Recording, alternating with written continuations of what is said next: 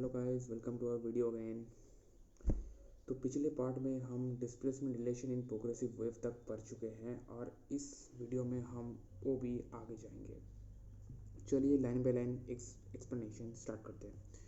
For mathematical description of a travelling wave we need a function of both position x and time t। तो position x भी चाहिए और time के लिए हमको t भी चाहिए।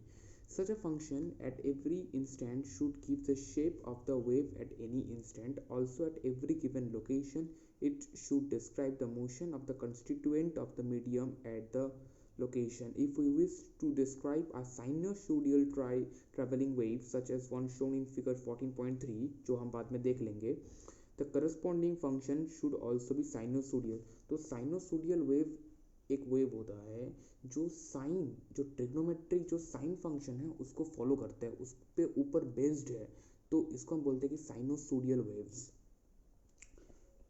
For convenience we shall take the wave to be transverse so that the position of the constituents of the medium is denoted by x।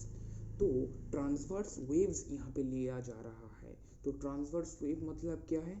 जो परपेंडिकुलरली टू द मीडियम से जाएंगे।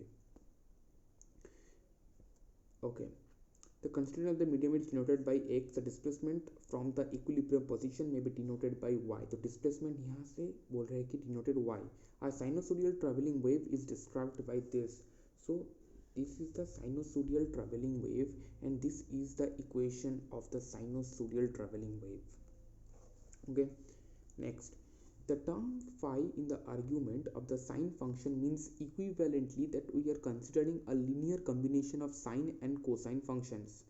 So these are some equations which you need to remember from the exam point of view. These are very important relations. To understand why equation 14.2 represents a sinusoidal traveling wave, take a fixed instant, say t equals to t0। मतलब सीधा सीधी बात बोल रहे हैं कि 14.2 में जो equation दिया हुआ है y x, t is equals to a sin kx minus omega T plus five, ये साइनोसोडियल ट्रैवलिंग वेव क्यों है? क्या हो रहा है? ये क्या हो रहा है? चलिए आगे जानते हैं। Then the argument of the sine function in equation 14.2 is simply kx plus constant. Thus the shape of the wave at any fixed instant as a function of x is a sine wave. Similarly, take the location, say x equals to x naught. Then the argument of the sine function is equation is constant minus omega t.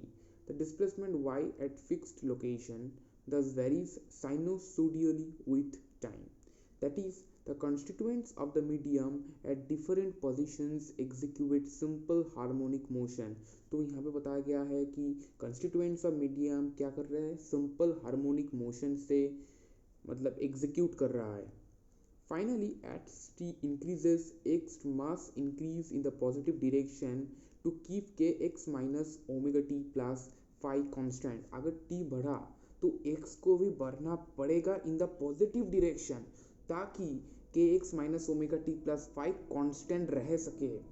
Thus equation 14.2 represent a sinusoidal harmonic wave। तो हम पहले देख चुके हैं कि ये equation क्यों sinusoidal wave बता रहा है, तो हम इसको समझ गया क्यों साइनोसोडियल वेव बता गया है। इसके बाद Figure 14.5 gives the names of the various physical quantities appearing in equation 14.2 that we are now interpret. So this is a small table which is very important. Y x comma t, it represents the displacement as a function of position x and time t. This x represents the position and t represents the time. A, you know the amplitude of the wave, omega is the angular frequency of the wave, k is the angular wave number, kx minus omega t plus phi is the initial phase angle. Okay, these are the standard symbol and you should know what this means. Next, in figure 14.6 shows the plots of equation for different values of time differing by equal intervals of time. In a wave, the crest is the point of the maximum positive displacement. मतलब मान लीजिए अगर ये एक wave है तो इस point को हम बोलते हैं कि क्रेस्ट, इस बोलते हैं हम ट्रॉफ। तो क्रेस्ट जो होता है वो होता है कि मैक्सिमम पॉजिटिव डिस्प्लेसमेंट, मतलब वो जो पॉइंट होता है, ये जो पॉइंट होता है इसको बोलते हैं हम कि maximum positive displacement. The trough is the point of the maximum negative displacement. तो ये जो पॉइंट है ट्रफ में, इसको हम बोलते हैं कि मैक्सिमम नेगेटिव डिस्प्लेसमेंट, और क्रेस्ट को बोलते हैं maximum positive displacement. To see how a wave travels, we can fix attention on the crest and see how it progresses with time. In the figure, this is shown by cross on the crest. In the same manner, we can see the motion of a particular constituent of a medium at fixed location. Say that the origin of x-axis, this is shown by solid dot. The plots of figure 14.6 show that with time, the solid dot at the origin moves periodically, that is, the particle at the origin oscillates about its mean position as the wave progresses. This is true for any other location also. We also see that during the time the solid dot has completely one full oscillation, the crest has moved further by a certain distance. So we will see the figure 14.6, then we can relate all the things that have been said in the last paragraph. These all the graphs. So let's study again. Here it is saying the plots of the figure 14.6 show that with the time the solid dot at the origin moves periodically. The solid dot moves periodically at the origin, that is, the particle at the origin oscillates about its mean position as the wave progresses. जितना wave progress कर रहा है उतना particle at the origin oscillates हो रहा है. We can also see that during the time the solid dot has completed one full oscillation, the crest has moved further by a certain distance. तो अगर हम देखेंगे, अगर हम ये सब फॉलो करेंगे तो क्रेस्ट जो होता है, जो टॉप पार्ट होता है, जो क्रेस्ट होता है, वो भी सर्टेन डिस्टेंस की तरफ आगे बढ़ चुका है. तो ये सारा ग्राफ्स है, ये इम्पोर्टेंट है, याद रखना नहीं है, समझना है. इम्पोर्टेंट है, याद रखना नहीं, समझना है. तो इसके बाद हम जाएंगे एम्पलीट्यूड एंड फेज. क्या होता है एम्पलीट्यूड, क्या होता है फेज, चलिए जानते हैं. In figure 14.2, since the sine function varies between 1 and -1, the displacement y x comma t varies between a and -a. तो इक्वेशन 14.2 में हमने देखे थे जो sine function varies between 1 and -1, displacement y x comma t, where x represents the position and t represents the time between a and -a. We can take a to be a positive constant without any loss of general relativity. Then I represents the maximum displacement of the constituents of the medium from their equilibrium position. Note that the displacement y may be positive or negative, but a is positive. It is called the amplitude of the wave. So this is good definition. और ये आ सकता है what is amplitude of the wave, but define amplitude of the wave for 2 marks. For 2 marks it may come different amplitude of the wave. The quantity kx minus omega t plus phi appearing as the argument of the sine function, this is known as the argument of the sine function. Kx minus omega t plus phi, this is a quantity which is known as the appearing as argument of the sine function, is called the phase of the wave. It is called the phase of the wave. So what is the phase, how to calculate the phase? Kx minus omega t plus phi, given the amplitude a, the phase determines the displacement of the wave at any position at any instant. अगर हम amplitude बता दे, अगर हम a का value put कर दे, तो phase क्या करता है, डिटरमाइंस करता है कि displacement of the wave at any position at any instant. मतलब अगर a बता दिया तो कहीं भी किसी भी हालत में अगर हो तो हम देख सकते हैं, हाँ डिटरमाइन हो सकता है phase, determine the displacement determine हो सकता है. Clearly phi is the phase at x equals to 0 and t equals to 0. Hence phi is called the initial phase angle. तो initial phase angle जो यहाँ पे दिया हुआ है kx, यहाँ पे जो kx minus omega t plus phi जो दिया हुआ है, ये क्या होता है, ये जो phi होता है ये अपना है इनिशियल फेज एंगल. ये जो ये है तो हमको याद रखना है सब कुछ. phi है initial phase angle, but suitable choice of origin on the x-axis and the initial time. It is possible to have phi is equals to 0. Thus, there is no loss of generality in dropping phi, that is in equation 14.2 with phi equals to 0. This paragraph is important. We learned the two definitions, your amplitude, what is phase, what phase determines, what is if the phase at x equal to 0 and t equal to 0, what happens, we learned here. Now moving to the next page, which is given as the wavelength and angular wave number. The wavelength can be determined by from trough to trough. This can be the wavelength, or this crest to crest, this can be wavelength. This is lambda, wavelength is determined by lambda, so this can be two possibilities.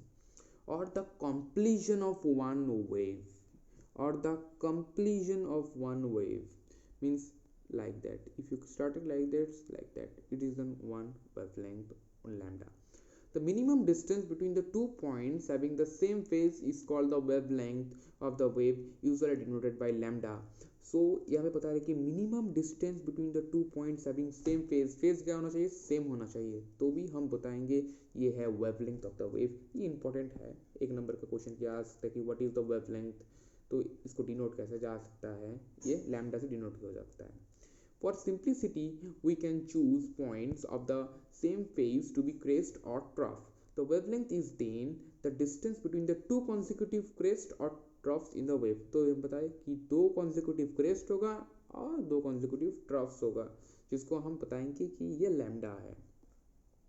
Taking phi equals to 0 in equation 14.2 जो equation था, the displacement t is equals to 0 is given by this one.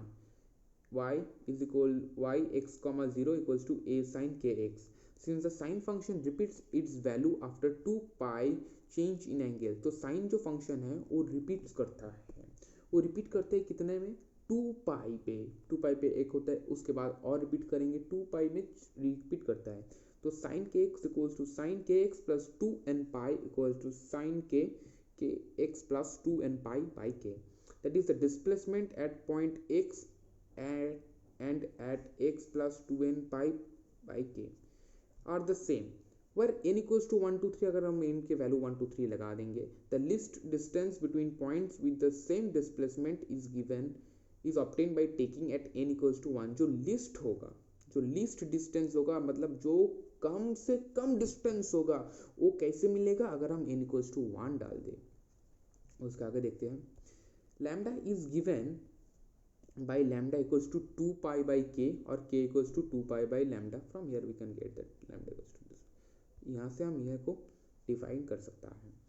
K is the angular wave number. It is an angular wave number. We have studied the wave number, but here it is angular wave number or propagation constant. Its SI unit is radian per meter, which is very important. Always remember the units conversion when the questions is given. So SI unit is radian per meter or rad meter inverse, that is 7. Moving to the next topic, period, angular frequency and frequency. So what is mean by period, angular frequency and frequency? Let's move to the chapter. Figure 14.7 shows again a sinusoidal plot. Sinusoidal, I said the definition. It describes not the shape of the wave at a certain instant, but the displacement of an element of the medium as a function. We may, for simplicity, take equation 14.2 with phi equals to 0 and monitor the motion of the elements, say at x equals to 0. We then get y 0 comma t is equals to a sin minus omega t is equals to minus sin omega t. तो क्या चीज़ बता रहा है यहाँ पे, जो था y equals to था क्या अपना x कॉमा टी, तो यहाँ पे क्या कर रहे हैं, x मतलब जो पोजीशन है उसको हम 0 लगा रहा है, जो पोजीशन है वो हम क्या कर रहे हैं, 0 लगा रहा है. तो सिंप्लिसिटी के लिए हम 0 दे देते हैं. Then we can get this set x equal to 0, we can get this one. Okay, next. यहाँ पे एक साइनोसोडियल कर्व वेव दिया गया है. An element of the string at fixed location oscillates in time with amplitude a and period t, and the wave passes over it. Now the period of oscillation of the wave in is the time it takes for an element to complete one full oscillation. तो one full oscillation होगा तभी हम उसको बोलेंगे कि period of oscillation of the wave. One full oscillation चाहिए हमको, one full oscillation. तो यहाँ पे basic A sine omega T, A sine omega T plus T, omega multiply किया गया. Since sine function repeats after 2 pi, so यहाँ पे omega equals to 2 pi by T एक फॉर्मूला बन गया है और हमको ये याद रखना है. तो ओमेगा इज इक्वल्स टू क्या होता है, 2 pi by T. Omega is the angular frequency of the wave, it's SI unit is red second. तो ओमेगा का जो यूनिट होता है, एसआई यूनिट क्या होता है, वो रैड सेकेंड होता है. तो हमेशा मैं बोलता हूँ कि यूनिट से संभल के रहिएगा, क्योंकि यूनिट में गलती होने का संभावना बहुत ज़्यादा है, क्वेश्चन में गलती हो जाता है. तो फ्रीक्वेंसी न्यू, ये जो न्यू है ये वी नहीं है, ये न्यू है, is the number of oscillations पर सेकेंड. मतलब न्यू से हम क्या पता सकता है, हमको ये पता चल सकता है कि कितना ऑसिलेशन हो रहा है एक सेकेंड में. मतलब एक सेकेंड में कितना ऑसिलेशन हो रहा है, एक सेकेंड में कितना ऑसिलेशन हो रहा है. तो v equals to 1 by t omega by 2 pi. New is usually measured in hertz, means its SI unit is hertz. New, here we will write new is hertz. In the discussion above, reference has always been made to wave traveling along a string or a transverse wave. In a longitudinal wave, the displacement of an element of the medium is parallel to the direction of the propagation of the wave.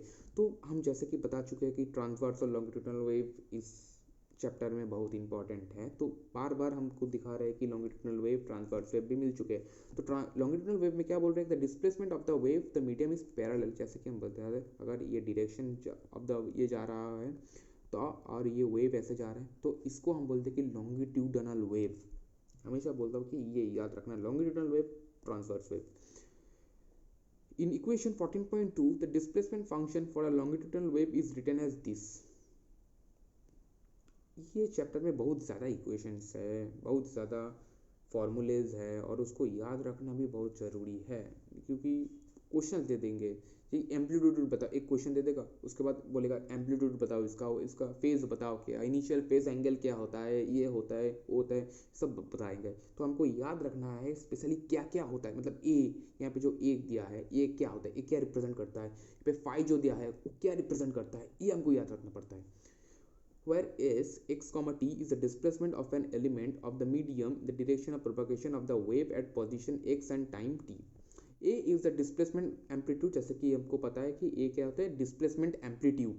Other quantities have the same meaning as in case of transverse wave, except that the displacement function y x comma t is to be replaced by function a s x comma t. तो जैसे कि हमको पता है कि y x comma t is equals to a sin k x plus omega t minus y जो होता है, ये हम किए कि x comma t से हम रिप्लेस किया है. Okay, moving to the next. यहाँ पे बढ़िया सा क्वेश्चंस दिया गया है जो हम बाद में करेंगे अनदर वीडियोस में, क्योंकि इस वीडियोस में नहीं हो सकता है, और फिलहाल इतना ही होगा.